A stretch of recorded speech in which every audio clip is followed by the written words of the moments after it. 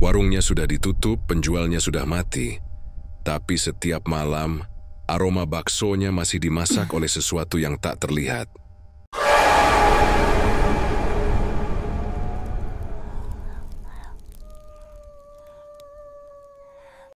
Di pinggiran kota Semarang, di jalan kecil yang selalu macet karena banyaknya warung dan toko pinggir jalan, berdiri sebuah warung sederhana bernama Bakso Marem.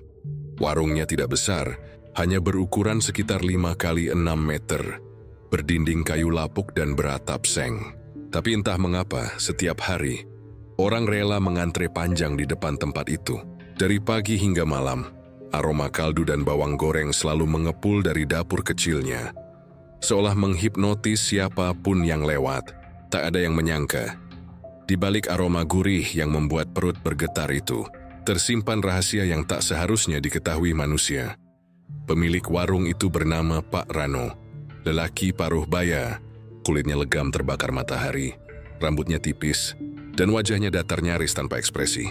Ia tidak banyak bicara dan jarang terlihat tertawa, namun ia selalu sigap melayani pelanggan dengan cekatan. Ia hafal pesanan setiap orang, tahu siapa yang suka bakso urat, siapa yang suka pedas, siapa yang tak suka seledri. Orang-orang menilai dia jujur dan rajin. Tapi tidak banyak yang benar-benar mengenalnya. Tidak ada yang tahu dari mana ia datang atau di mana keluarganya. Konon dulu Pak Rano sempat bekerja sebagai tukang jagal di pasar hewan. Ia keluar karena alasan yang tidak jelas, lalu membuka warung kecil ini di sebuah lahan kosong milik seorang kenalannya. Awalnya warung itu sepi, hanya beberapa orang yang datang, sebagian besar warga sekitar. Tapi tiba-tiba, entah sejak kapan warung Bakso Marem berubah menjadi pusat keramaian. Dalam waktu 3 bulan saja, nama warung itu sudah terkenal ke seluruh penjuru kota. Ada yang mengatakan rasanya seperti bakso legendaris zaman dulu. Ada juga yang bilang kuahnya terlalu nikmat untuk ukuran warung pinggir jalan. Tak sedikit pelanggan dari luar kota yang sengaja datang, hanya untuk mencicipi semangkuk bakso itu. Setiap sore, jalan kecil di depan warung macet total. Motor dan mobil saling berdesakan mencari parkir. Di depan warung, puluhan orang duduk di kursi plastik sambil menunggu giliran. Dari luar terdengar suara sendok beradu dengan mangkuk. Suara kuah panas dituangkan dan teriakan kecil. "Tambah 1, Pak. Campur urat." Semua tampak biasa, semua tampak hangat, seperti suasana makan di warung pinggir jalan pada umumnya. Namun bila seseorang memperhatikan dengan seksama, akan ada sesuatu yang sedikit janggal. Setiap kali seseorang menghabiskan baksonya, ia akan memejamkan mata sejenak, seperti sedang menikmati sesuatu yang tidak bisa dijelaskan dengan kata-kata. Kuahnya terlalu gurih, terlalu lembut, terlalu hidup, seolah rasa itu bukan hanya sekadar dari kaldu tulang atau bumbu dapur biasa, seolah ada sesuatu yang lain, sesuatu yang tidak seharusnya berada di sana. Tapi rasa itu membuat orang ketagihan. 1 mangkuk tidak cukup. Orang-orang datang kembali keesokan harinya dan esoknya lagi, hingga mereka tak sadar bahwa mereka sudah makan sesuatu yang seharusnya tidak pernah mereka sentuh.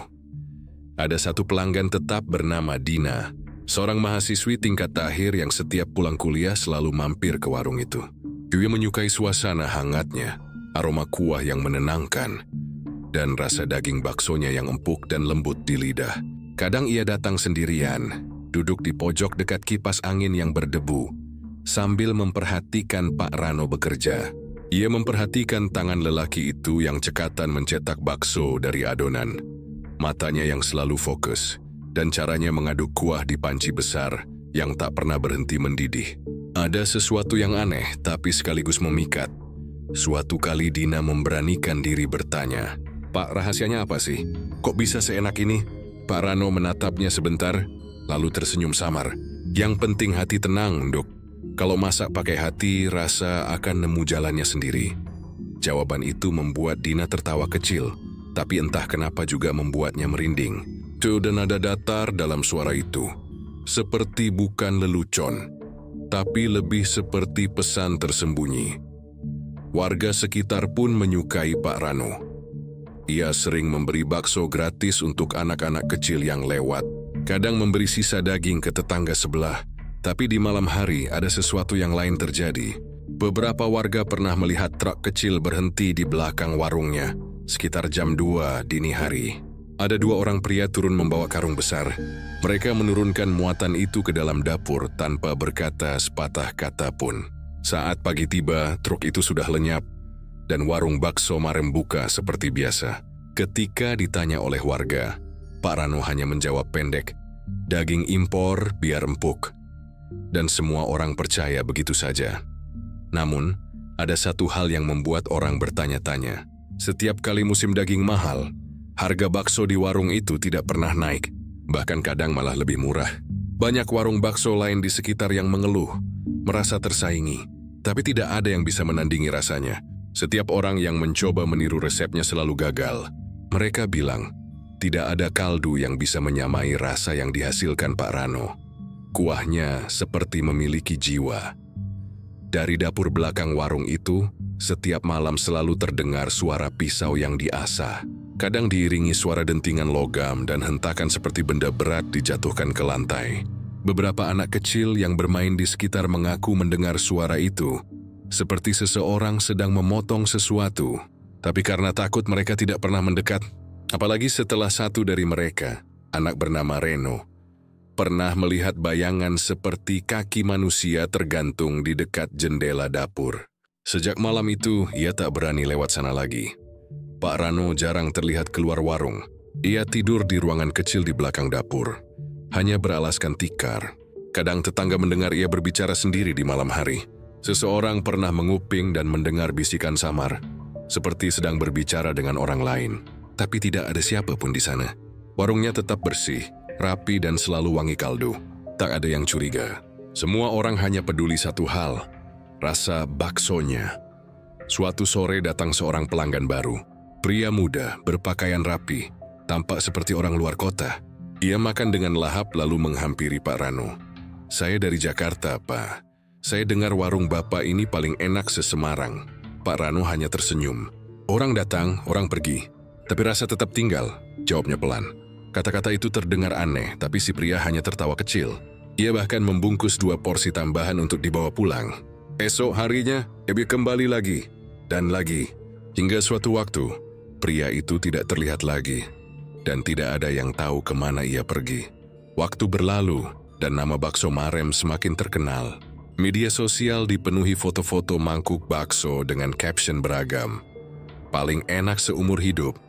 Kuahnya bikin nagih banget. Nggak bisa move on dari rasanya." Warung itu mendadak viral, bahkan diliput oleh blog kuliner lokal.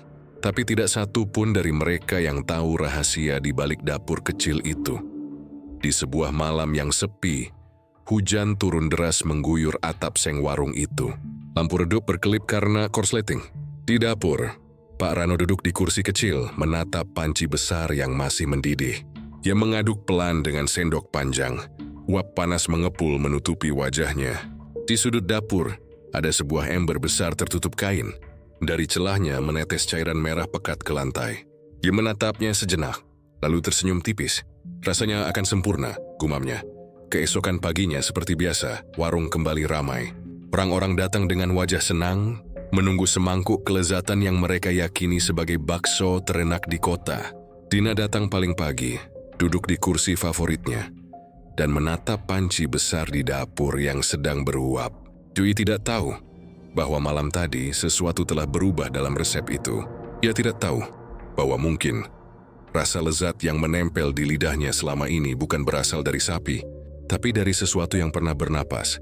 Dan di udara pagi yang masih dingin itu, aroma kaldu bakso kembali menyebar ke seluruh penjuru jalan, mengundang siapapun yang lapar untuk datang. Tidak ada yang tahu bahwa rasa nikmat itu adalah umpan. Tidak ada yang menyadari bahwa setiap suapan adalah langkah kecil menuju kengerian. Karena di balik setiap panci yang mendidih, selalu ada rahasia yang sedang dimasak dengan tenang. Pak Rano dikenal jarang bicara. Wajahnya selalu datar seperti topeng tanpa emosi. Setiap hari ia mengenakan celemek lusuh yang sudah berubah warna karena noda minyak dan darah daging. Tangannya kasar, kukunya pendek dan hitam di tepinya, dan matanya selalu tampak sayu tapi tajam, seolah menatap sesuatu jauh di luar pandangan orang lain. Jadi saya tadi marasin nusares langsung, tapi ada sisa di berlakuannya. Tatapan itu membuat orang gugup. seperti sedang diukur dan ditimbang dari dalam. Setiap sore, tepat pukul 5, ia membuka warung.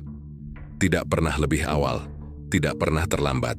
Ia berdiri di depan pintu, menyalakan lampu, lalu perlahan membuka tutup panci besar di atas kompor. Asap panas langsung menyembur keluar, membawa aroma kaldu yang memikat siapapun yang lewat. Orang-orang mulai berdatangan. Ada yang membawa keluarga, ada yang datang sendirian. Semua tersenyum, mengucap salam dan memesan dengan suara gembira. Sementara itu, Pak Rano hanya mengangguk pelan dan menjawab pendek, "Iya, tidak lebih." Meski begitu, setiap gerak-geriknya tampak begitu efisien. Ia tidak pernah terlihat terburu-buru atau canggung. Ia menciduk kuah, mencetak bakso, menakar bumbu. Semuanya dengan ketepatan yang nyaris mekanis. Seperti tubuhnya sudah terlatih untuk bergerak tanpa perlu berpikir. Bahkan ketika pelanggan menegurnya, "Pak, tambah sambalnya ya." Ia tidak menoleh, hanya menjawab pelan, "Sudah." Dan benar sambalnya sudah ditambah pas. Seolah ia tahu lebih dulu. Orang-orang menganggap Pak Rano pendiam tapi pekerja keras. Namun di antara warga sekitar ada yang menyebutnya aneh. Terlalu tenang, terlalu sepi, terlalu asing. Ia tidak punya teman, tidak pernah ikut ronda, tidak pernah terlihat nongkrong di warung kopi. Hidupnya hanya berputar antara dapur, panci besar, dan bangku panjang tempat ia beristirahat setiap tengah malam.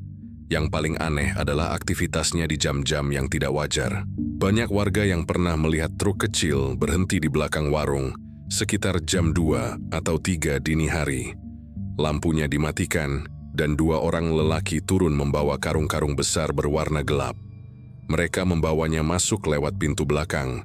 Kadang terdengar suara benda berat dijatuhkan, atau suara logam beradu seperti pisau yang diasah. Setelah itu, sunyi. Ketika pagi tiba, truk itu sudah tidak ada. Suatu kali, seorang warga bernama Tarmo, yang rumahnya tepat di belakang warung, mengintip dari jendela kamarnya. Ia penasaran karena setiap kali truk datang, anjing-anjing di sekitar rumah selalu menggonggong keras seolah mencium sesuatu yang tidak beres. Dari celah tirai, Tarmo melihat siluet Pak Rano dan 2 pria asing sedang mengangkat sesuatu yang tampak seperti tubuh besar dibungkus plastik hitam. Tarmo mencoba menenangkan diri dengan berpikir positif. Mungkin itu hanya daging sapi impor seperti yang dikatakan Pak Rano. Tapi malam itu, entah kenapa, ia merasa mual dan tidak bisa tidur. Dalam mimpinya, ia mencium bau darah segar yang menusuk hidung. Keesokan paginya, ia berusaha pura-pura lupa. Tapi ketika melewati warung bakso Marem, ia melihat sesuatu yang membuatnya bergidik. Ada noda merah di tanah belakang warung, seperti tetesan darah yang belum sempat dibersihkan sempurna. Ia ingin bertanya, tapi Pak Rano menatapnya sekilas dan entah kenapa tatapan itu cukup untuk membuatnya membatalkan niat. Tatapan dingin tanpa amarah, tapi seolah berkata, "Jangan ikut campur." Hari-hari berlalu dan misteri itu makin terasa. Beberapa kali warga mendengar suara aneh dari arah warung di malam buta. Suara langkah kaki, suara seretan benda berat. Kadang disusul bunyi seperti tulang yang dipatahkan. Tapi setiap kali diperiksa keesokan harinya, semuanya bersih. Warung tertata rapi, tidak ada tanda-tanda apapun. Pak Rano selalu membuka warung dengan wajah tenang, seolah tidak terjadi apa-apa. Bahkan ketika seorang ibu bertanya dengan nada bercanda, "Pak, semalam ngapain sih? Ribut banget, saya sampai nggak bisa tidur." Pak Rano hanya tersenyum kecil. "Lagi potong daging, Bu. Kalau baru datang dari luar kota masih beku. Harus diketok biar empuk." Semua tertawa. Suaranya lembut, tapi ada sesuatu yang janggal di baliknya. Ada satu hal yang membuat pelanggan semakin penasaran. Daging baksonya berbeda, terlalu lembut, terlalu kenyal, dan tidak memiliki serat seperti daging sapi biasa. Beberapa orang sempat menebak bahwa itu mungkin campuran antara daging sapi dan ayam, atau mungkin bumbu rahasia. Tapi setiap kali ditanya, Pak Rano hanya menjawab pendek, "Resep keluarga." Tak ada yang berani memaksa. Di dapur belakang, ia menyimpan 2 panci besar. Satu untuk kaldu yang direbus seharian. Satu lagi untuk bahan khusus yang tidak pernah diperlihatkan kepada siapapun. Bahkan pegawai warungnya yang bernama Sutris, seorang pemuda yang baru bekerja sebulan, tidak diizinkan mendekati area itu. Bagian itu tanggung jawab saya, kata Pak Rano setiap kali ditanya. Tapi malam itu rasa penasaran Sutris mengalahkan rasa takutnya. Sekitar pukul 11 malam, ketika warung sudah tutup dan Pak Rano masuk ke ruang belakang, Sutris pura-pura beres-beres di dapur. Ia menunggu sampai suara langkah Pak Rano menghilang. Lalu dengan hati-hati, ia membuka tutup panci besar yang selalu tertutup kain hitam itu. Dari dalam, uap panas langsung menyembur keluar, disertai aroma tajam yang tidak biasa. Bukan aroma daging sapi, bukan juga ayam. Aromanya lebih mirip daging mentah yang baru disayat. Ia menatap cairan di dalam panci itu, dan saat matanya fokus, ia melihat sesuatu yang membuat darahnya membeku. Potongan jari. Bukan potongan daging sapi, tapi jari manusia, lengkap dengan kuku. Sutris terdiam, tubuhnya gemetar hebat. Ia ingin berteriak, tapi tak bisa. Saat ia mundur, tubuhnya menabrak sesuatu di belakang.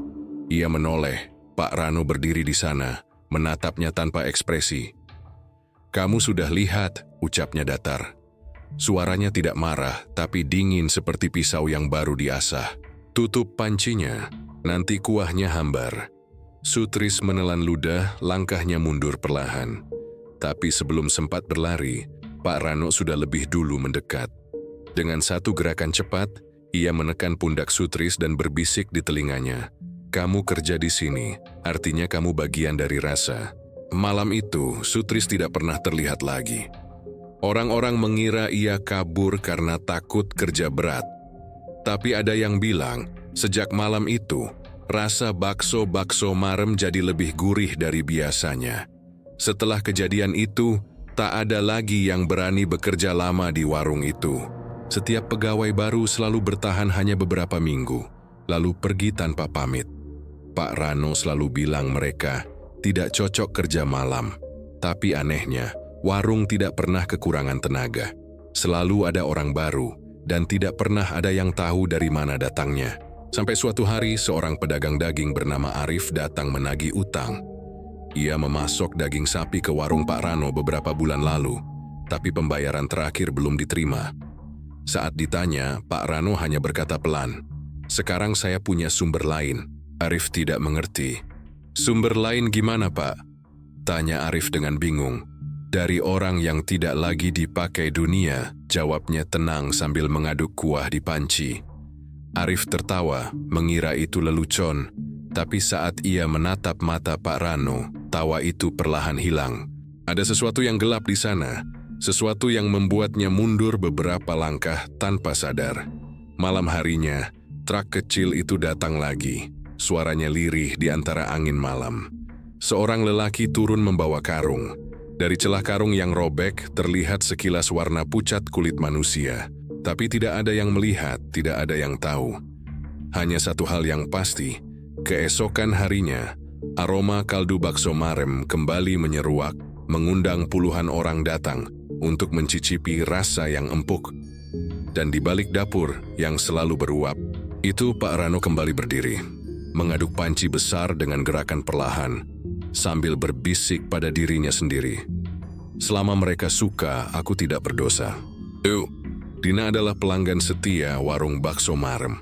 Sejak pertama kali mencicipi semangkuk bakso racikan Pak Rano, ia langsung merasa ada sesuatu yang berbeda. Dagingnya empuk, kenyal, dan gurihnya tidak seperti bakso lain yang pernah ia makan. Kuahnya bening, tapi rasa kaldunya dalam dan menempel di lidah. Seperti ada lapisan minyak tipis yang membuat setiap suapan terasa hangat sampai ke dada. Jangan ditau sinafu, tapi setiap kali makan di tempat lain selalu terasa hambar. Tidak ada yang bisa menyamai rasa itu. Bahkan bakso terkenal sekalipun terasa seperti air rebusan biasa dibandingkan bakso Marem. Dina adalah mahasiswi semester akhir di sebuah universitas swasta di Semarang. Ia tinggal di kos kecil, tidak jauh dari kampus. Hidupnya sederhana, hampir semua uang jajannya habis untuk kuliah dan tugas. Tapi satu hal yang selalu ia sisihkan uangnya adalah untuk makan di warung Pak Rano. Kadang ia datang sore hari, kadang malam, bahkan pernah datang menjelang tengah malam karena tidak bisa tidur dan perutnya lapar. Setiap kali melihat warung itu masih buka, rasa tenang langsung menyelimuti hatinya. Ada sesuatu yang menenangkan di sana. Warung itu ramai, tapi Dina selalu duduk di pojok dekat jendela kecil. Dari tempat itu ia bisa melihat dapur Pak Rano dengan jelas. Ia sering memperhatikan cara lelaki itu bekerja. Gerakannya lambat tapi pasti. Tangannya tidak pernah berhenti dan wajahnya selalu tanpa ekspresi. Namun di balik kesederhanaan itu, ada ketenangan yang aneh, seperti seseorang yang benar-benar menikmati pekerjaannya, seolah sedang membuat karya seni. Dina kadang terpaku menatap cara Pak Rano mengaduk panci besar yang berisi kuah kaldu mendidih itu. Ia bahkan suka membayangkan, mungkin rahasia rasa enak itu bukan dari bahan, tapi dari ketulusan si pembuatnya. Suatu malam Dina datang lebih larut dari biasanya. Hujan turun rintik-rintik dan jalanan sepi. Warung sudah hampir tutup. Hanya ada 2 pelanggan lain yang sedang menyelesaikan makanannya. Ia masuk dengan membawa payung, lalu duduk di tempat biasa. Pak Rano menatapnya sebentar, lalu berkata pelan, "Sendirian lagi?" Dina mengangguk. "Iya Pak, saya kangen kuahnya."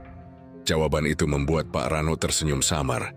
Ia mengambil mangkuk, menuangkan kuah panas, menaruh 4 butir bakso besar di dalamnya, dan menyodorkannya ke Dina. "Ini lebih segar dari biasanya," katanya lirih. Dina meniup pelan uap yang mengepul dari mangkuknya. Aroma kuahnya kali ini terasa lebih tajam, tapi tidak membuat enek. Ada sesuatu di sana. Bau yang aneh tapi memikat seperti aroma besi bercampur rempah. Saat suapan pertama masuk ke mulutnya, lidahnya langsung bergetar. Rasa itu luar biasa, lembut dalam, dan menimbulkan sensasi aneh di kepala, seperti rasa nyaman yang membuat tubuhnya ringan. Dina memejamkan mata, menikmati setiap kunyahan perlahan, dan tanpa sadar menghabiskan mangkuk itu hanya dalam beberapa menit. Ia menatap Pak Rano dengan wajah puas. "Rasanya beda Pak, tapi enak banget." Pak Rano hanya menatap balik dan berkata, "Kalau kamu suka, artinya kamu sudah cocok." Sejak malam itu, Dina semakin sering datang, kadang 2 kali dalam sehari. Pagi sebelum kuliah, lalu malam setelah pulang. Dia bahkan sering bermimpi tentang aroma kuah itu. Dalam mimpinya, ia berada di dapur warung itu sendirian, dikelilingi panci-panci besar yang mendidih. Ia mendengar suara bisikan dari dalam panci, seperti suara orang memanggil namanya dari dalam air mendidih. Tapi setiap kali terbangun, aroma kaldu itu seolah masih menempel di hidungnya. Teman-temannya mulai memperhatikan perubahan pada Dina. Tubuhnya semakin kurus, wajahnya pucat, dan matanya sering tampak sayu. Tapi seanehnya, dia selalu mengatakan bahwa dirinya baik-baik saja. Yuni hanya merasa terlalu nyaman setelah makan di bakso marem. Salah satu temannya, Rita, pernah ikut makan ke sana. Ia memesan semangkuk bakso yang sama. Tapi baru 2 suapan, ia sih berasa enek dan berhenti. "Rasanya aneh, Din, ada rasa metal kayak darah," katanya. Dina hanya tertawa. "Mungkin kamu belum terbiasa." Sejak itu Rita tidak pernah mau ke sana lagi. Suatu malam Dina datang ketika warung sudah hampir tutup. Hanya Pak Rano seorang diri di dalam. Yui hampir balik, tapi Pak Rano memanggil, "Masuk aja Nduk, masih ada sedikit." Dina tersenyum dan duduk di tempat biasa. Warung itu sepi. Hanya terdengar suara hujan menetes di atap seng dan bunyi air mendidih dari panci besar di dapur. Pak Rano menyiapkan semangkuk bakso untuknya. Tapi kali ini rasanya berbeda. Lebih pekat, lebih berat, lebih hidup. Setiap gigitan membuat jantung Dina berdetak cepat. "Pak, kenapa rasanya kayak lebih kuat dari biasanya?" tanyanya sambil menatap mangkuk itu. Pak Rano tidak langsung menjawab. Ia hanya berdiri di belakang meja, menatapnya dalam diam. "Setiap rasa punya penikmatnya sendiri," katanya akhirnya.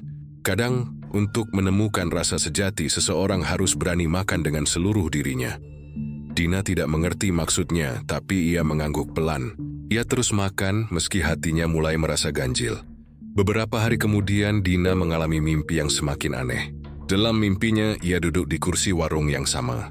Tapi kali ini warungnya gelap. Di depan meja ada panci besar yang mendidih. Dari dalam panci itu, Muncul suara-suara pelan, tangisan, jeritan, dan bisikan yang memanggil namanya. Ia mencoba berlari, tapi kakinya menempel di lantai seperti lengket oleh sesuatu. Ketika ia menunduk, ia melihat darah menetes dari kursinya. Ia menjerit dan seketika terbangun. Pagi itulah ia tidak bisa makan apapun, tapi anehnya pikirannya terus tertuju pada satu hal. Ia ingin makan bakso itu lagi. Rasa itu sudah menjadi candu. Setiap hari tanpa bakso, Pak Rano terasa seperti kehilangan sesuatu. Ia mencoba memasak sendiri di kosan, meniru rasa kuah itu. Ia membeli tulang sapi, rempah, bahkan meminta resep ke ibunya. Tapi hasilnya selalu sama, hambar. Ia frustrasi hingga akhirnya memutuskan datang lagi ke warung itu.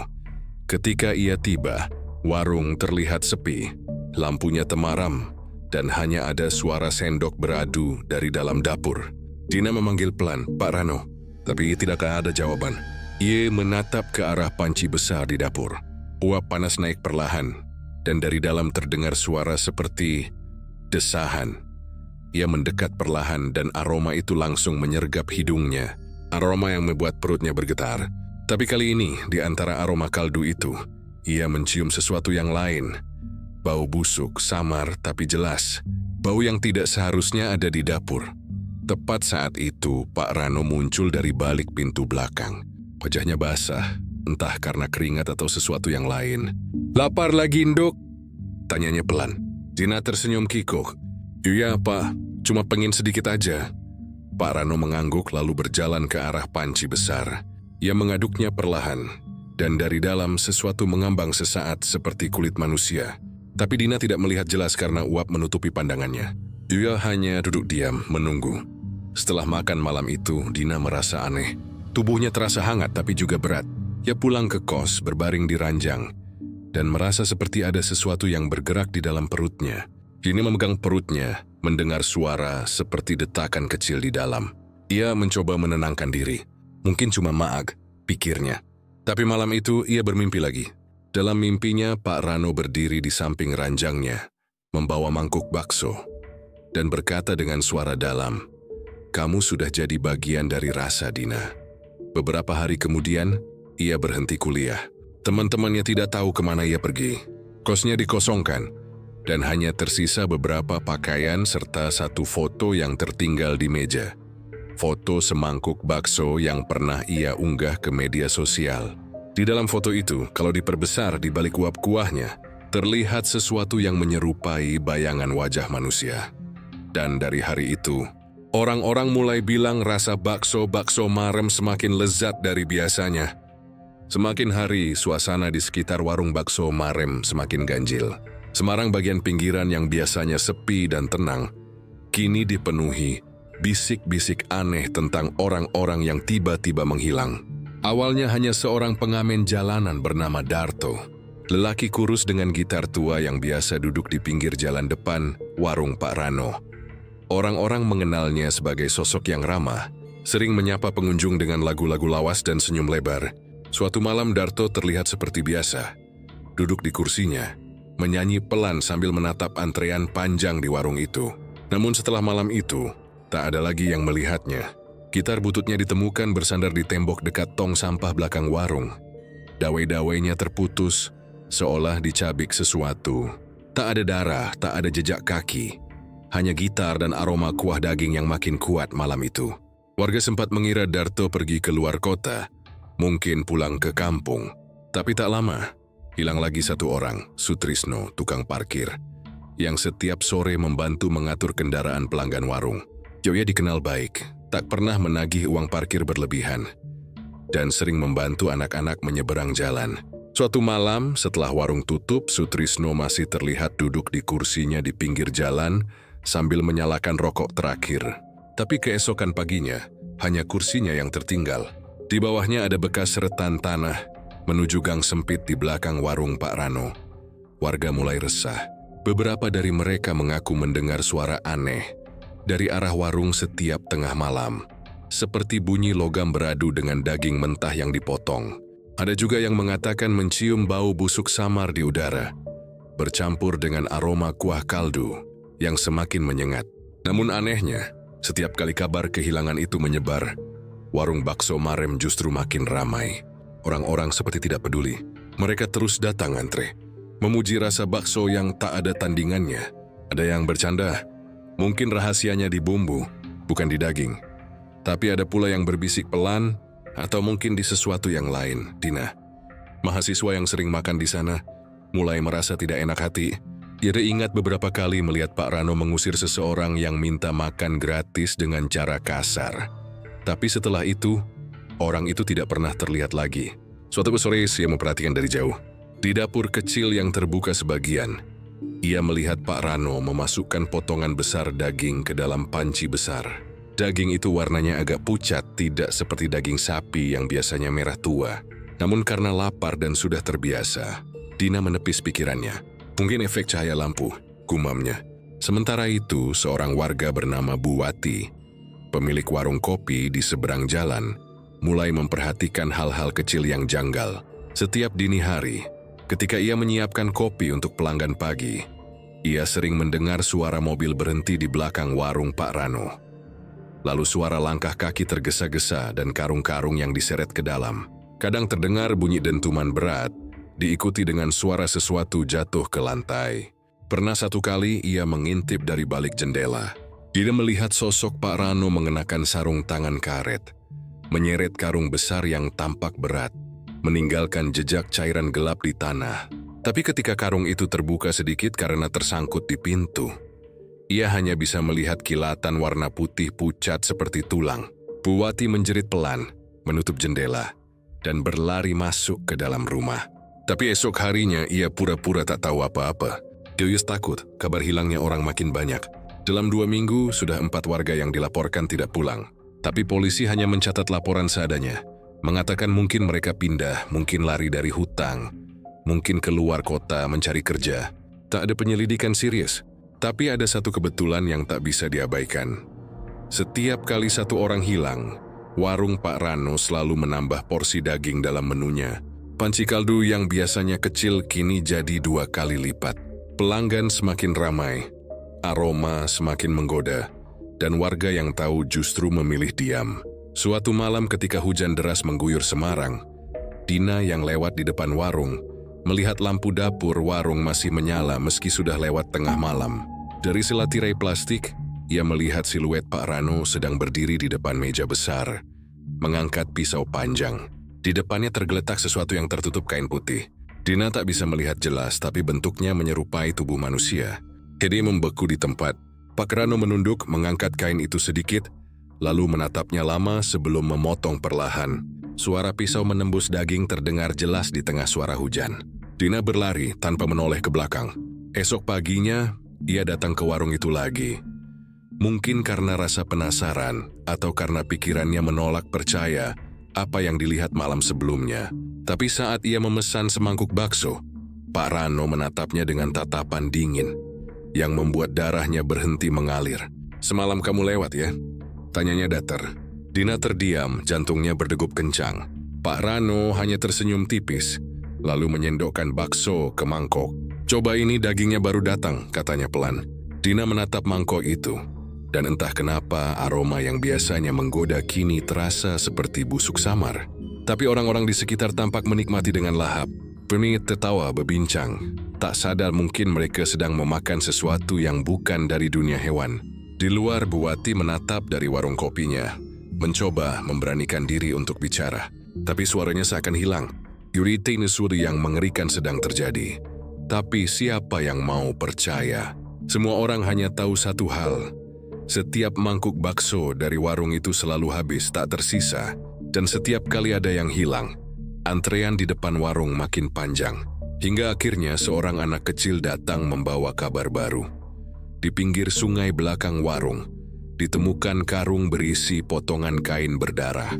Orang-orang mulai berbisik lagi, tapi seperti sebelumnya mereka tetap datang ke warung. Karena rasa bakso itu terlalu enak untuk ditolak, meski dalam hati mereka tahu ada sesuatu yang salah dengan kenikmatan itu. Arif sudah lama menjadi pemasok daging sapi untuk banyak warung di kawasan pinggiran Semarang, termasuk warung Bakso Marem milik Pak Rano. Ia mengenal hampir semua pelanggan dengan baik. Tapi entah kenapa, setiap kali mengingat nama itu, Pak Rano, ada sesuatu yang membuatnya tidak tenang. Sudah hampir 2 bulan, warung itu tak lagi memesan 1 kilogram pun daging dari gudangnya. Padahal setiap hari ia melihat antrean panjang di depan warung, bahkan lebih ramai daripada sebelumnya. Secara logika itu tidak masuk akal. Daging dari mana semua itu berasal? Arif mencoba menenangkan diri. Ia berpikir mungkin Pak Rano sudah menemukan pemasok baru dengan harga lebih murah. Tapi setelah menelusuri ke beberapa rekan sesama pemasok, tak satu pun dari mereka yang mengirimkan daging ke sana. Aneh banget, gumam Arif suatu sore sambil menatap truknya yang penuh pesanan.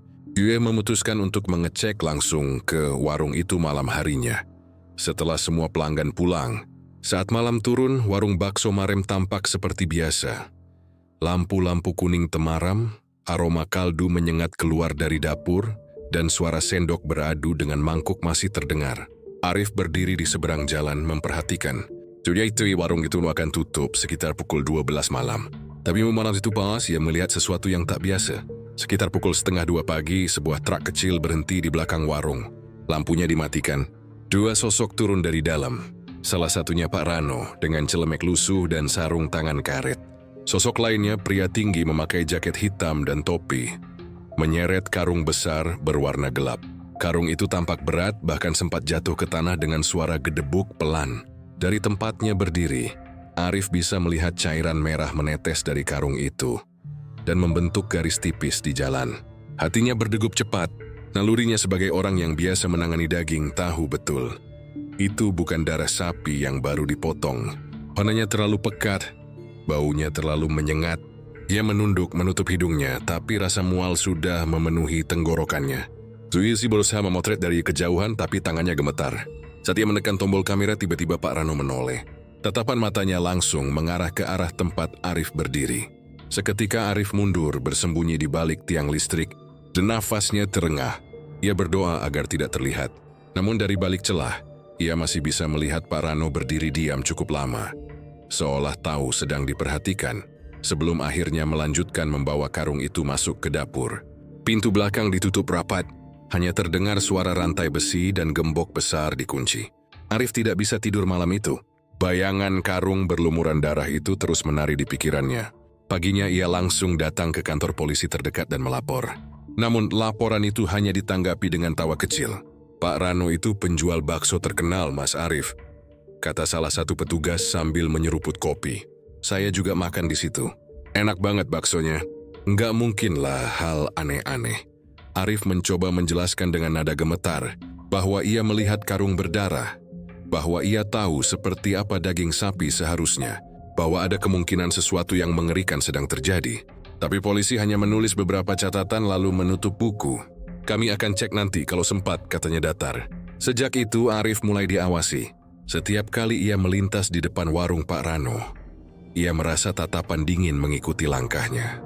Pernah sekali, saat ia sedang mengantar pesanan ke warung lain, ia menemukan mobil bak kecil berhenti di depan gudangnya. Sopirnya, pria berjaket hitam yang sama dengan yang ia lihat malam itu, hanya menatapnya tanpa bicara. Arif bergegas masuk dan menutup pintu. Malamnya, ia menerima telepon tanpa suara. Hanya napas berat di seberang sana. Ia tahu laporan itu sudah sampai ke telinga orang yang salah. Namun rasa penasaran bercampur takut terus mendorongnya untuk mencari tahu lebih jauh. Jimosei memperhatikan pola kedatangan truk ke warung bakso Marem. Ternyata selalu sama. 2 hari sekali antara pukul 1 sampai 2 pagi. Karung yang dibawa jumlahnya 2 atau 3. Dan selalu ada suara sesuatu yang digulingkan ke lantai dapur setelah itu. Pernah suatu kali saat hujan deras mengguyur, Arif memberanikan diri mendekat lebih dekat dari biasanya. Ia berjongkok di dekat pagar belakang, yang sebagian kayunya sudah lapuk. Dari celah itu ia bisa melihat sebagian dapur. Di sana Pak Rano sedang memotong sesuatu di atas meja besar dari baja. Lampu neon redup menggantung di atas kepala, menyoroti meja yang penuh bercak merah. Daging yang ia potong bukan berbentuk khas sapi. Tidak ada serat panjang, justru seperti potongan daging besar dengan kulit pucat di pinggirnya. Di salah satu sisi meja, Arif melihat sesuatu yang membuat lututnya lemas. Sebuah tangan manusia, masih lengkap dengan jari-jarinya, tergeletak begitu saja. Dia menahan napas, menggigit bibir, hampir pingsan di tempat. Dari dalam dapur, suara pisau beradu dengan talenan terdengar terus, ritmis. seperti lagu mengerikan yang tak berhenti. Sapi impor biar empuk, suara Pak Rano bergema, tapi kali ini seperti ejekan. Arif berlari menjauh, tak peduli hujan dan lumpur. Ia tahu tak ada yang akan percaya padanya, tapi ia tidak bisa diam. Dia mencetak foto yang sempat ia ambil malam sebelumnya, foto samar truk dan karung berdarah, dan menempelkannya di papan pengumuman dekat pasar. Tapi keesokan paginya foto itu sudah hilang, diganti dengan selebaran promosi warung bakso Marem. Sekarang ada bakso urat jumbo, rasanya bikin nagih. Orang-orang malah tertawa melihatnya. Tak tahu bahwa Arif sedang gemetar melihat darah kering di aspal dekat warung itu yang belum sempat hujan hapuskan. 2 hari setelah kejadian itu, Arif tak muncul di pasar. Temannya menemukan pintu gudang daging terbuka lebar, dan mobil bak kecil milik Arif parkir di luar tanpa sopir. Di lantai dekat timbangan, ada bekas seretan darah mengarah keluar. Sejak hari itu Arif menjadi nama baru dalam daftar orang yang hilang. Dan anehnya, malam setelah Arif menghilang, warung Pak Rano mengumumkan menu baru di spanduk besar di depan warung. Bakso spesial rasa baru. Dagingnya lebih lembut dan gurih. Orang-orang datang berbondong-bondong. Tanpa tahu, mungkin mereka sedang mencicipi sisa-sisa orang terakhir yang berani membongkar rahasia. Bau busuk itu pertama kali tercium oleh seorang anak kecil yang bermain layangan di lapangan belakang warung bakso Marem. Awalnya ia mengira itu bau bangkai tikus atau ayam mati. Tapi semakin lama, semakin menusuk, semakin tebal, seperti bau daging yang membusuk bercampur darah basi. Anak itu menutup hidung dan berlari pulang sambil berteriak, memanggil ibunya. Tak butuh waktu lama sampai warga lain ikut menyadari hal yang sama. Setiap kali angin berembus dari arah warung, udara seperti membawa aroma maut, tajam, amis, dan menempel di kulit. Beberapa warga mulai curiga, namun tidak ada yang berani mendekat. Semua tahu bahwa Pak Rano jarang terlihat akhir-akhir ini. Warungnya masih buka, tapi yang melayani kini hanya seorang pegawai muda. Wajahnya asing, dengan mata cekung seperti orang kurang tidur. Ia hanya menjawab singkat kalau ditanya keberadaan majikannya. Pak Rano lagi di luar kota cari bahan baku. Jawaban itu malah menambah rasa takut. Bahan baku apa sampai berhari-hari? Gumam seorang warga tua. Hingga suatu pagi ketika bau itu sudah tak tertahankan, warga sepakat memanggil polisi. Awalnya petugas enggan menanggapi, tapi laporan tentang orang hilang yang terus bertambah membuat mereka akhirnya turun tangan. 4 mobil polisi datang diikuti oleh beberapa warga yang menonton dari jauh. Warung bakso Marem tampak sepi. Pintu depan terkunci, tapi di belakang pintu gudang kecil terlihat setengah terbuka. Dari celah itu keluar aliran cairan hitam pekat yang menggenang di tanah, bercampur bau busuk yang lebih kuat dari sebelumnya.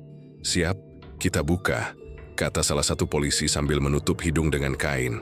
2 petugas lain menendang pintu kayu itu keras-keras hingga terbuka lebar. Seketika udara di sekitar menjadi berat. Semua orang yang berdiri di dekatnya langsung mundur. Beberapa bahkan memuntahkan isi perut. Di dalam ruangan gelap itu, lampu neon kecil berkelip lemah, menyoroti sesuatu di tengah. Sebuah freezer besar berwarna putih dengan noda merah tua mengering di sisi-sisinya. Suaranya berdengung pelan, seperti makhluk hidup yang masih bernapas. Petugas mendekat perlahan. Salah satu dari mereka membuka tutupnya. Begitu terbuka, udara dingin bercampur bau busuk menyeruak ke seluruh ruangan. Orang-orang di luar berteriak ngeri. Apa yang terlihat di dalam membuat waktu seolah berhenti. Di dalam freezer itu, tertata rapi potongan-potongan daging yang tidak wajar, tidak seperti sapi atau ayam. Beberapa potongan masih memiliki bentuk jari-jari, dengan kuku yang belum membusuk sepenuhnya. Ada pula potongan paha dan dada dengan kulit pucat dan rambut halus menempel di tepinya. Salah satu petugas hampir pingsan. Tutup cepat," katanya gemetar. Tapi komandannya menahan. Dia mengambil senter dan memeriksa lebih dalam. Di dasar freezer, ia menemukan kantong plastik kecil berisi identitas seseorang, KTP atas nama Arif, si pemasok daging yang beberapa hari lalu dilaporkan hilang. Semua orang terpaku, tak ada yang berani bicara, hanya suara dengung freezer dan tetesan air dari daging beku yang terdengar. Di sudut ruangan, salah satu polisi menemukan sesuatu lagi, sebuah seragam tukang parkir, masih lengkap dengan name tag bertuliskan Sutrisno. Di sampingnya tergantung celemek lusuh milik Pak Rano, penuh bercak merah dan bau amis yang menempel kuat. Lantai ruangan juga penuh dengan noda darah yang sudah mengering, bercampur serpihan tulang kecil. Beberapa di antaranya masih memiliki bentuk tulang jari manusia. Petugas langsung menandai tempat itu sebagai TKP pembunuhan berantai. Mereka memanggil tim forensik. Dalam waktu 1 jam, area warung penuh dengan garis polisi. Warga berkerumun di luar pagar, berbisik-bisik dengan wajah pucat. Tak ada yang berani mendekat, tapi tak ada yang bisa menahan rasa ingin tahu. Mereka semua mengenal warung itu. Sebagian besar bahkan pernah makan di sana. Jadi, yang kita makan selama ini, salah satu warga berbisik lirih, kalimatnya tak sanggup ia selesaikan. Tim forensik bekerja cepat. Dari freezer, mereka mengeluarkan total 32 potongan daging manusia, termasuk bagian kepala yang sudah tanpa wajah. Semua dibungkus plastik, dimasukkan ke dalam kantong jenazah.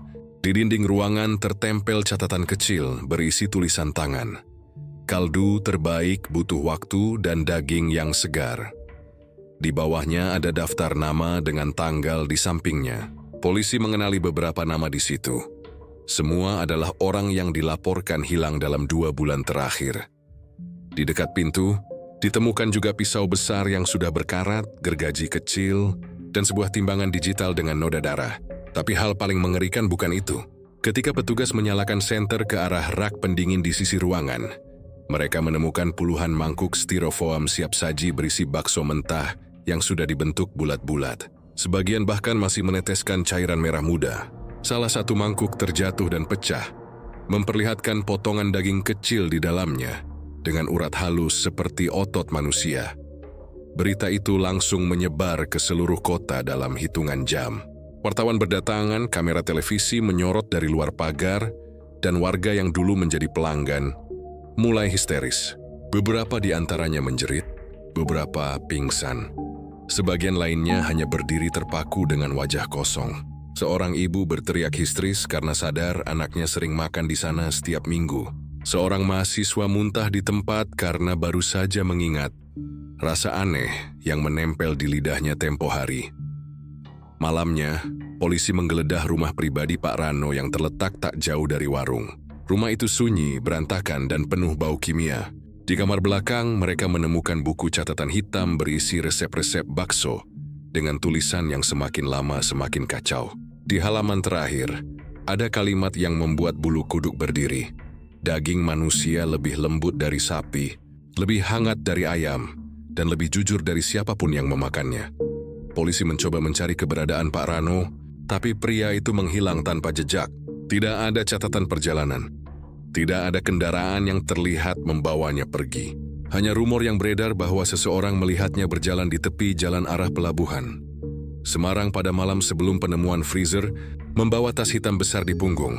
Sejak kejadian itu, warung bakso Marem ditutup total.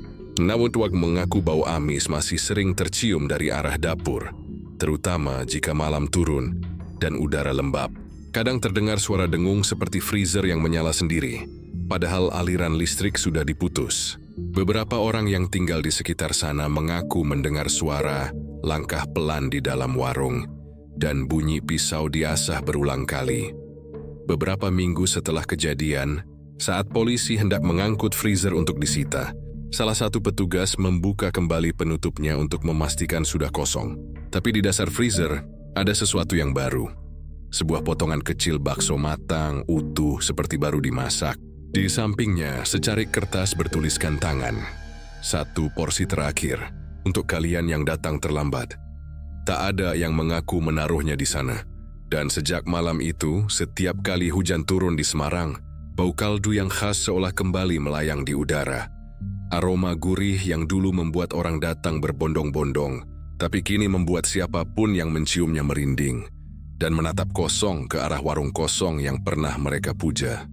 Penangkapan Pak Rano terjadi 3 hari setelah penemuan freezer di belakang warungnya. Polisi menemukannya bukan karena penyelidikan panjang, tapi karena laporan seorang nelayan di kawasan pelabuhan Tanjung Emas yang melihat pria lusuh dengan wajah tirus dan celemek lusuh duduk sendirian di dermaga, menatap laut tanpa ekspresi. Saat polisi datang dan memanggil namanya, Ia tidak berlari, tidak melawan, hanya menoleh perlahan lalu berkata tenang. Akhirnya, kalian datang juga. Ia menyerahkan dirinya tanpa perlawanan, bahkan sempat meminta agar polisi membawakan semangkuk bakso dari warung terdekat sebelum ia dibawa ke kantor. Saat diinterogasi, wajahnya tetap datar. Tak ada rasa takut, tak ada penyesalan. Suaranya tenang, setiap kata keluar seolah sudah ia pikirkan lama. Di ruangan dingin itu, hanya ada ia, 2 penyidik, dan aroma formalin dari kantong barang bukti yang baru saja dibuka. Aku tidak membunuh semua, katanya perlahan. Sebagian memang datang sendiri. Penyidik menatapnya tajam, meminta penjelasan. Mereka lapar, lanjutnya. Mereka datang ke warung, meminta makan gratis. Aku beri, tapi beberapa tidak puas. Mereka kembali lagi dan lagi. Lalu suatu malam, salah satu dari mereka mati. Bukan aku yang bunuh, ia mabuk jatuh di dapur, kepalanya terbentur panci. Aku panik. Tapi aku tidak bisa buang jasadnya. Jadi, aku potong, aku rebus, aku campur dengan adonan daging. Ia menatap lurus ke depan, seperti sedang berbicara kepada dirinya sendiri. Dan rasanya luar biasa. Penyidik yang mendengarnya menahan mual. Jadi setelah itu kamu terus melakukannya? Tanya salah satu dari mereka dengan nada marah. Rano hanya mengangguk pelan. Orang-orang menyukainya, jawabnya datar. Setiap kali aku membuat bakso dari daging itu, warungku penuh. Mereka bilang rasanya lembut, gurih. Tidak seperti daging sapi biasa. Dari situ aku tahu manusia tidak makan dengan lidahnya. Mereka makan dengan keserakahan. Ia tersenyum samar, senyum yang membuat udara di ruangan itu seperti membeku. Ketika penyidik menunjukkan foto-foto korban, ia menatapnya satu persatu tanpa berkedip. Mereka bukan korban, katanya datar. Mereka bagian dari sesuatu yang lebih besar. Tanpa mereka, maybe aku tidak akan punya pelanggan. Tanpa pelanggan, daging mereka tidak akan berguna. Lalu ia menatap penyidik di depannya. Bukankah kalian juga makan di warungku? Salah satu penyidik terdiam, wajahnya menegang. Dia memang pernah makan di sana beberapa kali. Tapi kini setiap gigitan yang dulu terasa nikmat berubah menjadi mimpi buruk yang tak bisa dihapus dari pikiran. Rano bercerita dengan tenang seolah sedang menjelaskan resep masakan. Ia menggambarkan bagaimana ia memilih bahan dengan teliti. Mereka yang tidak punya keluarga, pengamen, pekerja musiman, orang yang tak akan dicari siapapun. Ia memotong tubuh mereka dengan hati-hati agar tidak merusak tekstur daging. Ia mencampur sedikit dengan daging sapi agar aroma tidak mencurigakan. Ia bahkan mencatat setiap percobaan di buku hitamnya, berisi catatan tentang perbandingan rasa antara bagian tubuh manusia yang berbeda. Bagian paha, katanya, lebih lembut, tapi bagian lengan punya serat halus yang bikin kenyal. Kalau dicampur, rasanya pas. Orang-orang suka itu. Salah satu penyidik berdiri membanting meja. Kau sadar kau menjijikkan. Kau memberi makan daging manusia pada orang-orang.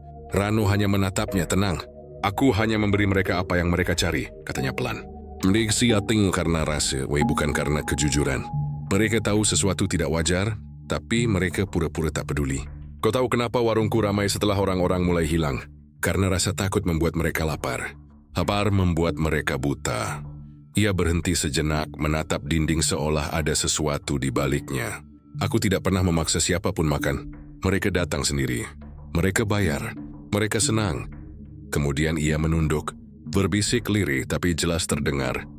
Manusia suka berpura-pura jijik, padahal mereka akan makan apapun selama rasanya enak. Penyidik lain bertanya tentang bagaimana ia bisa menyembunyikan bau busuk begitu lama. Rano menjawab dengan detail menyeramkan. Ia menyimpan potongan tubuh di freezer, membungkusnya dengan plastik, dan menutupnya dengan lapisan daging sapi di atasnya. Kita juga menambahkan campuran rempah yang kuat seperti pala, cengkeh, dan kayu manis agar aroma daging manusia tersamarkan oleh wangi kuah kaldu. Kalian tidak tahu kan? Katanya sambil tertawa kecil. Aroma daging manusia yang dimasak pelan-pelan itu manis, bukan busuk. Setiap kata yang keluar dari mulutnya membuat ruangan itu semakin dingin. Penyidik tak sanggup lagi mendengarkan, tapi mereka harus terus mencatat. Dalam setiap pengakuannya terselip kalimat-kalimat yang mengguncang nurani. Ia tidak pernah berbicara dengan emosi, hanya dengan logika. Seolah yang ia lakukan bukan kejahatan, tapi bagian dari eksperimen tentang rasa dan manusia. "Kenapa kamu tidak berhenti?" tanya salah satu penyidik akhirnya. Rano menatapnya lama lalu menjawab, "Karena tidak ada yang mau aku berhenti. Setiap kali aku berpikir untuk berhenti, pelanggan bertambah. Orang-orang menatapku dengan mata yang sama. Mata yang haus akan sesuatu yang tak bisa dijelaskan. Ku hanya alat bagi mereka untuk menikmati dosa mereka sendiri." Ia tertawa kecil, namun suaranya aneh, parau, seperti orang yang sudah lama tidak bicara dengan manusia sungguhan. "Lucu ya," katanya. "Mereka pikir aku iblis. Padahal aku cuma tukang bakso." Penyidik memerintahkan agar ia dibawa ke sel isolasi. Saat ia berdiri, rantai borgol di tangannya berbunyi pelan. Sebelum keluar ruangan, ia berhenti sejenak dan menatap kaca satu arah tempat para petugas lain mengamati. Dia tersenyum tipis dan lalu berkata, "Mereka yang makan, sudah jadi bagianku. Kau bisa tahan aku, tapi rasa itu sudah menyatu dalam diri mereka. Ku ada di dalam mereka sekarang." Kalimat itu membuat semua orang di ruangan itu merinding. Salah satu penyidik bahkan mundur sambil menatap kosong. Malam itu, setelah interogasi berakhir, beberapa petugas melaporkan mimpi aneh. Mereka bermimpi sedang duduk di warung kecil, memakan bakso panas yang aromanya luar biasa. Tapi setiap kali sendok menyentuh mangkuk, yang muncul bukan daging, melainkan potongan tangan manusia. Dari dapur terdengar suara Pak Rano yang berkata lembut, "Makanlah, kalian sudah suka rasanya, bukan?" Berita pengakuan itu menyebar cepat. Media lokal menulisnya dengan judul besar, tapi banyak yang tak percaya. Ada yang menganggapnya rekayasa, ada yang menganggap Pak Rano gila. Tapi bagi warga yang pernah mencicipi bakso Marem, tidak ada yang berani menyentuh semangkuk bakso lagi setelah itu. Beberapa di antara mereka mengaku bisa mencium kembali aroma kuah itu setiap kali memasak daging di rumah, seolah rasa itu menempel di ingatan mereka selamanya. Sementara itu, di dalam selnya, Pak Rano duduk tenang di sudut, menatap dinding tanpa ekspresi. Dia tak mau makan, tak bicara, hanya sesekali tersenyum seperti sedang mengingat sesuatu yang indah. Saat petugas lewat, ia berbisik pelan, "Rasanya masih di lidahku." Dan entah mengapa, malam itu, seluruh blok penjara mendadak dipenuhi bau kaldu yang gurih, lembut, dan mengerikan. Setelah berita penangkapan Pak Rano mengguncang Semarang, keheningan aneh menyelimuti seluruh kawasan tempat bakso Marem dulu berdiri. Orang-orang tak lagi melintas di sana setelah maghrib. Bahkan tukang ojek online memilih memutar arah ketimbang melewati jalan itu. Papan nama warung yang sudah setengah patah kini dibiarkan menggantung di tiang karat. Huruf-hurufnya pudar seperti sisa dosa yang belum sempat dilenyapkan. Namun di udara, aroma samar kuah kaldu masih sering tercium, lembut, hangat, dan menipu. Seolah warung itu masih beroperasi dalam dunia yang tak kasat mata. Dina adalah salah satu yang paling terpukul. Mahasiswi berusia 21 tahun itu menjadi bahan pemberitaan setelah fotonya dengan semangkuk bakso viral. Foto yang ternyata diambil beberapa hari sebelum penggerebekan. Saat tahu bahwa yang ia makan bukan daging sapi, tubuhnya gemetar hebat. Dia muntah-muntah hingga tak sadarkan diri. Ketika dibawa ke rumah sakit, ia terus mengigau, menyebut nama Pak Rano berulang-ulang sambil menangis. "Aku suka rasanya. Kenapa rasanya enak sekali?" katanya berulang dalam tidurnya. Dokter mengatakan itu bentuk trauma psikis berat, rasa jijik dan bersalah yang bertabrakan dengan ingatan kenikmatan yang dulu ia rasakan. Setiap malam, Dina bermimpi duduk di warung itu sendirian. Asap mengepul dari semangkuk bakso panas di depannya. Dari dapur terdengar suara sendok beradu dengan panci, dan langkah kaki berat mendekat. Saat ia mencoba bangkit, tubuhnya tak bisa bergerak. Dari balik tirai, muncul sosok Pak Rano dengan celemek lusuh dan wajah tanpa ekspresi. "Habisin," katanya pelan. "Kau suka kan?" Dalam mimpi itu Dina selalu menjerit, tapi tak ada suara keluar. Ia hanya bisa menangis sambil menyendok bakso itu ke mulutnya. Dan setiap kali ia gigit, terasa hangat dan lembut, seperti daging manusia. Psikolog rumah sakit mengatakan banyak korban mengalami mimpi serupa. Beberapa pelanggan yang dulu sering makan di sana melapor mengalami hal-hal ganjil. Tangan mereka bergetar setiap kali mencium aroma bawang goreng. Racing mengaku melihat potongan tubuh di dalam mangkuk baksonya, padahal ketika dicek hanya kuah bening biasa. Trauma itu menyebar seperti wabah tak terlihat. Orang-orang mulai curiga pada setiap warung bakso di kota itu. Ada yang sampai memeriksa bahan daging dengan senter sebelum makan. Ada pula yang membakar mangkuknya sendiri setelah tahu pernah digunakan di Bakso Marem. Sementara itu, bangunan warung dibiarkan terbengkalai. Pemerintah kota sudah menutupnya dengan garis polisi. Tapi, entah kenapa garis itu sering sobek setiap pagi. Petugas kebersihan yang bertugas membersihkan area itu beberapa kali mengeluh mencium bau busuk bercampur kaldu, padahal semua peralatan dapur sudah dibuang. Salah satu dari mereka bersumpah pernah melihat wujud samar seorang pria berdiri di balik jendela dapur, mengenakan celemek kotor. Wajahnya tak jelas tapi matanya terlihat tajam dan kosong. Sejak saat itu, tak ada yang mau berjaga di sana lagi. Keluarga korban yang jasadnya ditemukan di freezer mencoba menuntut, tapi tak banyak yang bisa dilakukan. Mereka hanya mendapatkan potongan tubuh tanpa identitas utuh. Beberapa bahkan tidak bisa dikembalikan karena sudah tercampur dengan bahan makanan lain. Prosesi pemakaman dilakukan dengan peti tertutup, dan para keluarga hanya bisa menabur bunga di atas tanah yang dingin sambil menatap kosong. Dari kejauhan, aroma bawang putih tumis dari rumah tetangga membuat sebagian dari mereka mual hingga muntah. Trauma itu tidak berhenti di situ. Banyak pelanggan lain yang tak sempat tertangkap kamera atau berita memilih mengasingkan diri. Seorang sopir angkot yang dulu makan di sana setiap malam ditemukan bunuh diri di rumah kontrakannya, meninggalkan surat yang hanya berisi satu kalimat, "Aku masih bisa mencium baunya." Seorang ibu rumah tangga berhenti memasak total karena setiap kali melihat daging merah di dapur, ia merasa mendengar suara berbisik, "Masak aku lagi, Bu." Bahkan seorang polisi yang ikut menggerebek warung itu dilaporkan berhenti makan daging dan tidak pernah berbicara. Lagi setelah malam penggerebekan, Dina, yang masih dirawat, mulai menunjukkan perubahan perilaku aneh. Ia menolak makan apapun selain bubur putih polos.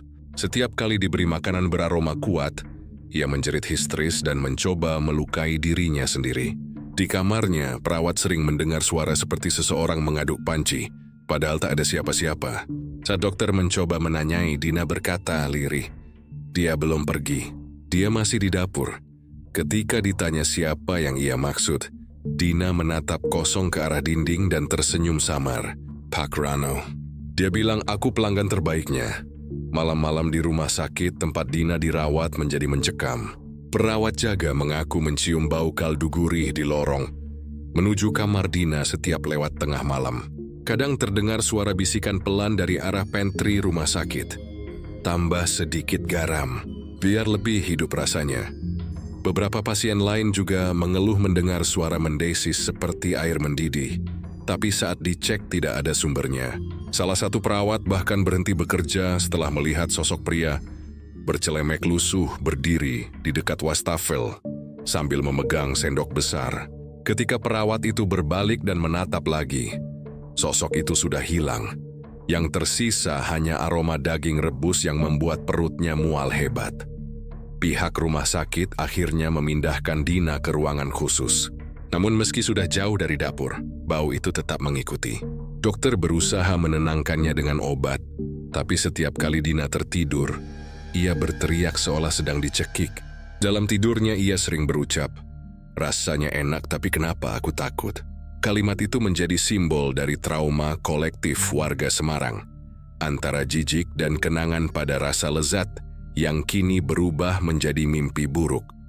Sementara itu, bangunan warung Bakso Marem resmi dibongkar. Tapi ketika ekskavator mulai merobohkan tembok belakang, pekerja menemukan sesuatu yang membuat mereka berhenti seketika. Sebuah buku catatan hitam yang sudah setengah terbakar terjatuh di balik rak besi. Di dalamnya tertulis puluhan resep bakso dengan tulisan tangan Pak Rano.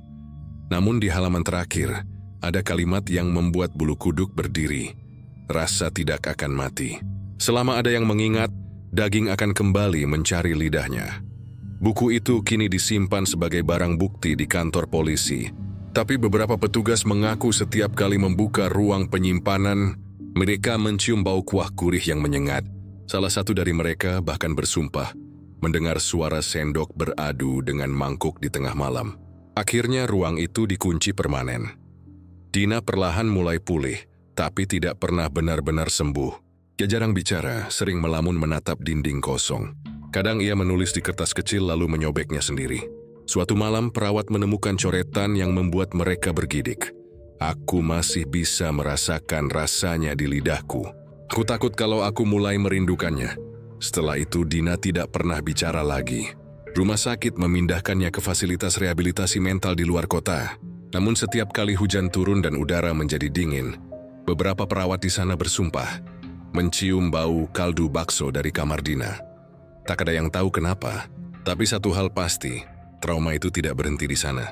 Yui menular, hidup dalam ingatan, dalam rasa, dalam setiap orang yang pernah merasakan semangkuk bakso yang terlalu enak untuk dipercaya.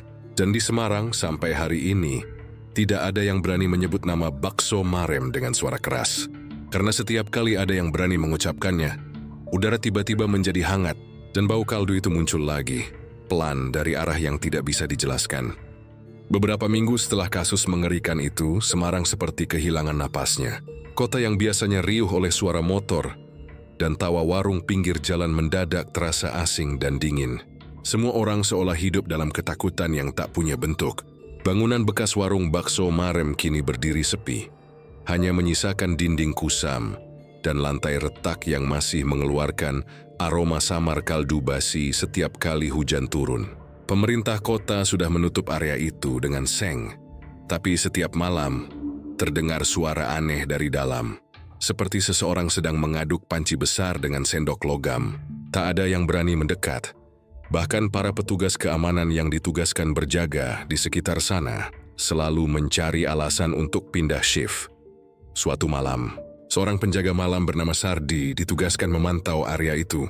Ia sudah mendengar banyak cerita tentang tempat itu, tapi tak mempercayainya. Cuma sugesti, katanya kepada rekan-rekannya. Namun tepat pukul 2 dini hari, ia mencium bau daging rebus yang begitu kuat, menusuk hidungnya hingga mual. Ia mengira ada orang memasak di rumah sekitar, tapi ketika ia berjalan mendekat ke arah bangunan bekas warung itu, suara itu muncul. Suara sendok besar yang beradu dengan panci, klang, klang, klang. Terdengar pelan tapi ritmis, seolah seseorang sedang mengaduk sesuatu dengan sabar.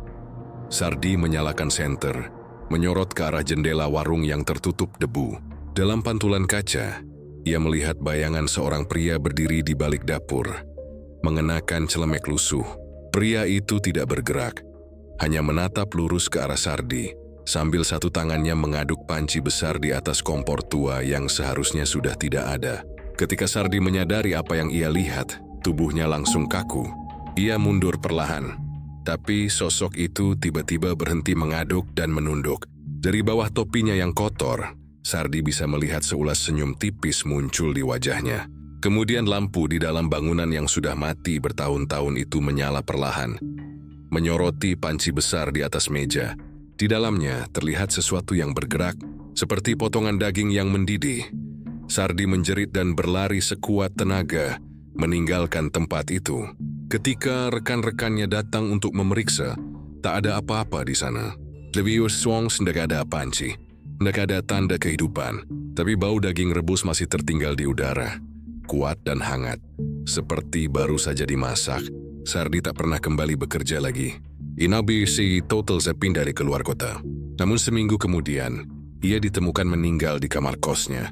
Mulutnya dipenuhi potongan kecil daging mentah, dan di meja kamarnya ada catatan bertuliskan, "Aku cuma ingin merasakan rasanya sekali lagi." Kabar itu menyebar cepat, dan warga kembali panik. Polisi yang menyelidiki tempat itu mengaku tidak menemukan apapun selain noda lemak di lantai yang tak bisa dihapus meski sudah disiram berkali-kali. Beberapa petugas bahkan mengeluh pusing dan mual selama pemeriksaan, seperti sedang menghirup uap panas yang keluar dari panci. Salah satu dari mereka bersumpah mendengar bisikan halus di telinganya. "Masak dengan hati, biar lembut rasanya." Setelah kejadian itu, penyelidikan dihentikan. Namun teror tidak berhenti di sana. Warga sekitar mulai melaporkan kejadian aneh di rumah masing-masing. Ada yang mengaku mencium bau kaldu gurih setiap tengah malam, padahal tak ada yang memasak. Ada pula yang mendengar suara mendesis dari dapur. Tapi ketika diperiksa, kompor mereka mati. Di beberapa rumah yang dulunya sering membeli bakso dari Pak Rano, hal-hal ganjil semakin sering terjadi. Sendok di dapur bergetar sendiri, panci bergeser dari tempatnya, dan bahkan beberapa warga menemukan potongan kecil daging mentah di wastafel. Mereka tanpa tahu dari mana asalnya. Seorang ibu rumah tangga bernama Bu Rini yang tinggal tak jauh dari lokasi warung bercerita bahwa suatu malam, ia terbangun karena suara seseorang mengetuk pintu belakang rumahnya. Ketika ia membuka pintu, tak ada siapa-siapa. Namun di lantai belakang, ia menemukan mangkuk putih dengan isi kuah bening dan 4 butir bakso di dalamnya. Ia menjerit, tapi ketika tetangga datang dan melihat, mangkuk itu sudah kosong dan di bagian bawahnya tertulis dengan spidol hitam, "Terima kasih sudah jadi pelanggan setia." Setelah kejadian itu, warga mulai menutup rapat jendela dan pintu mereka setiap malam. Beberapa bahkan melakukan ritual tolak bala, tapi tetap saja bau kaldu itu kadang muncul. Ada yang bilang roh para korban belum tenang.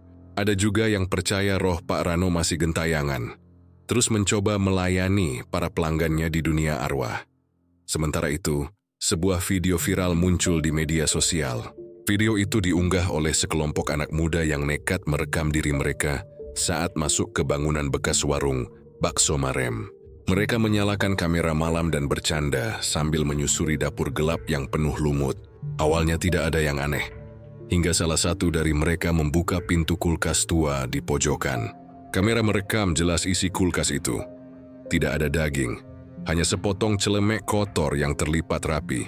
Tapi yang membuat semua orang membeku adalah tulisan di bagian dada celemek itu. Nama Rano masih terbaca jelas, dan di bawahnya, bercak merah tua masih menempel basah. Video itu berakhir dengan tiba-tiba, dan tidak lama kemudian akun pengunggahnya menghilang. Polisi mencoba melacak tapi tak berhasil. Beberapa minggu setelahnya, 2 dari anak muda itu ditemukan hilang tanpa jejak. Satu-satunya petunjuk hanyalah bau daging rebus yang menyelimuti kamar mereka, serta panci kecil di atas meja dengan sisa kuah yang masih hangat. Kisah Bakso Marem akhirnya menjadi legenda menyeramkan di Semarang. Warga menyebutnya warung yang tetap memasak, meski tanpa penjual. Setiap orang yang lewat di dekat sana setelah tengah malam bersumpah, mendengar suara panci bergoyang pelan, seolah ada seseorang yang masih menyiapkan hidangan. Kadang, dari balik jendela retak, tampak bayangan seseorang sedang mengaduk panci besar sambil bersenandung lirih. Polisi menepis semua laporan itu, menyebutnya halusinasi massal akibat trauma kasus sebelumnya. Tapi suatu malam, kamera CCTV kota menangkap gambar yang membuat bulu kuduk berdiri. Di sudut jalan tempat warung itu dulu berdiri, tampak sosok pria bercelemek lusuh berdiri di bawah lampu jalan, menunduk sambil membawa kantong plastik besar yang meneteskan cairan merah ke aspal. Ia berdiri diam selama 2 menit, lalu berjalan perlahan ke arah bangunan tua itu, dan menghilang begitu saja. Setelah video itu bocor, pemerintah menutup seluruh akses ke kawasan tersebut, dan melarang siapapun mendekat. Namun warga sekitar tahu penutupan itu tidak menghentikan apapun, karena setiap kali angin malam bertiup dari arah barat, aroma kaldu itu kembali tercium, hangat, gurih, dan menggoda. Anak-anak kecil yang tidak tahu apa-apa kadang berkata, "Baunya enak, Bu, kayak bakso." Dan para orang tua hanya bisa memeluk mereka erat-erat, berbisik dengan suara gemetar, "Itu bukan bakso." Katanya Om, itu rasa yang seharusnya tidak ada lagi. Namun bisikan lain mulai muncul di kota. Beberapa orang mengaku menemukan warung baru di pinggiran Semarang, dengan rasa bakso yang mirip sekali dengan milik Pak Rano. Nama warungnya sederhana, Bakso Rejeki. Tidak ada yang tahu siapa pemiliknya. Tapi anehnya, setiap kali wartawan mencoba mendatangi lokasi, warung itu sudah tutup seperti tak pernah ada. Hanya meninggalkan aroma gurih yang begitu familiar, menggantung di udara malam yang lembab, dan suara samar dari dapur, seperti seseorang sedang mengaduk sesuatu di panci besar, pelan tapi tak pernah berhenti.